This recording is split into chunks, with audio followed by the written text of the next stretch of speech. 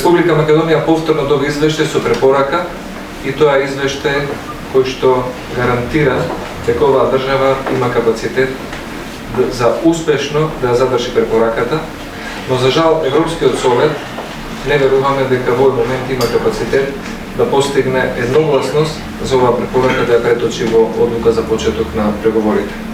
Македонија продолжува напред и покрај сите обиди на СДСМ да ја втурне во политичка криза, која што ја креира пред 9 месеци господин Заев и неговата колешка Шетеинска. Со извештајот стана јасно дека сите напори кои ги вложи владата на Република Македонија, предводена од коалицијата каде што ВМРО-ДПМН има клучна улога, сите реформи за приближување кон Европската унија се препознаени и се признаени од страна на Европската комисија. И тие во економијата, и тие во земјоделието, и во областа на безбедноста, и владењето на правото, и во сите други сфери кои што беа дел на оценување на извештајот. Овие оценки беа доволни за Европската комисија да заклучи дека Македонија заслужува да ја задржи препораката која што за прв пат ја добивме во 2009 година. Тоа што го видеа сите граѓани на Република Македонија во изминативе година дена, го виде Европа и јасно го забележи. Тоа што извештајот има препорака е најголем доказ дека капацитетот на Република Македонија е многу посилен од деструктивните политики кои што ги водеше Социјалдемократскиот сојуз изминативе 9 месеци. Господине Милошовски, вие велите дека се признаени реформите, меѓутоа во владењето на правото се вели дека токму тие реформи се нарушени поради недостатокот на политичка волја во судството. И друга работа во делот на корупцијата, исто се наведува дека има недостаток на политичка волја. Македонија не е идеална држава, ниту е совршена. Да беше совршена, ќе беше можеби како Норвешка или Швајцарија,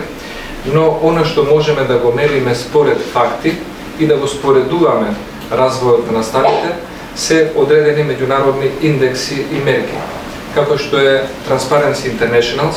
која што го согледува индексот за перцепција на корупцијата. 2006 година Македонија беше на 106-то место на оваа табела, 2014 година Македонија е на 64-то место, што е голем скок, што не значи дека е доволен и дека не може да се направи повеќе, но тоа значи дека политиките во многу области, вклучително и економски, и правни, и политички, и институционални, придонеле Македонија да направи таков напредок.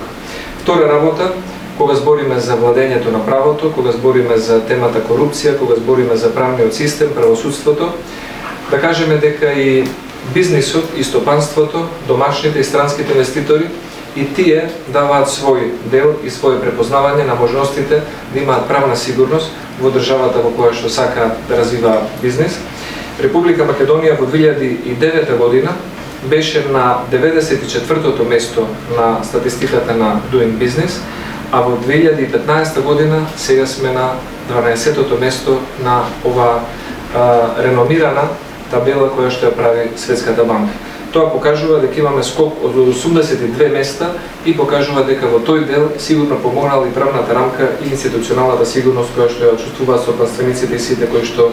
ја одбрале Македонија како дестинација. Кога е така, зошто тоа, господин Милошовски, не главните критики од Европската комисија неколку години пред ги имаме баш во сферата на средствата и правосудство? Токму затоа што колку повеќе се приближувате до Европската унија, толку и мерките и оценките се построги и тоа значи дека земјата напредува, дека земјата се приближува со својот капацитет кон она што значи подготвено за почеток на преговорите со Европската унија. Иако ВМРО е 9 години во власт, секогаш за било какви непостигнувања ја обвинува опозицијата. Дали може да ни кажете едношка каде се вашите грешки што Македонија и после 9 години во вашето владење се уште не е членка на Европска унија или пак да е барем во вратата на Европска унија? Има една единствена работа која што не е ничива грешка или недостаток, а тоа е што досега Македонија не успеала да смогне капацитет, а не верувам дека би можеле сами и во иднина, без помош на странски пријателски земји, да ја убедиме соседна Грција да ја крене рампата, Македонија да почне со преговори за членство во Европската унија. Доколку не беше блокадата од Грција во изминативе 20 години, Република Македонија заедно со Бугарија или со Романија или можеби со Република Хрватска веќе ќе беше земја членка на Европската унија.